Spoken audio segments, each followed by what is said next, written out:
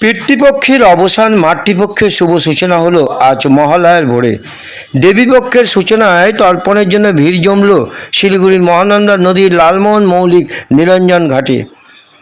এদিনে পূর্বপুরুষদের আত্মা স্বলোকে ফিরে যান এবং প্রিয়জনদের তর্পণে তৃপ্ত হন।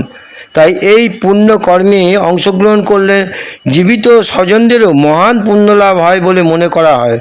প্রতি বছরের মতো এবছরেও শিলিগুড়ির আশপাশের অঞ্চল থেকে অসংখ্য মানুষ নিরঞ্জন ঘাটে তর্পণ করতে ভিড় জমান।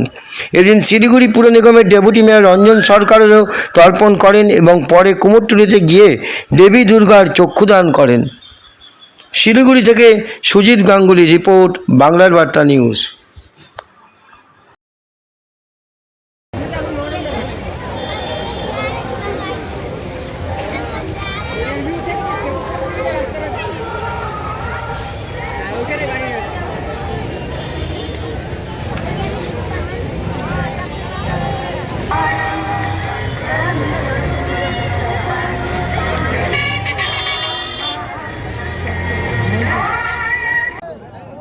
অল্প অল্প করে দেবা, হ্যাঁ, অল্প অল্প করে জল দেবা।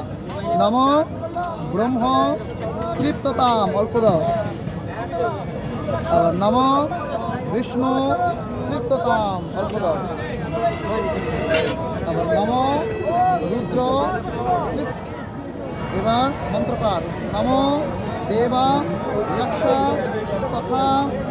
আজকে দেবীপক্ষের সূচনা মহালয়া হয়েছে।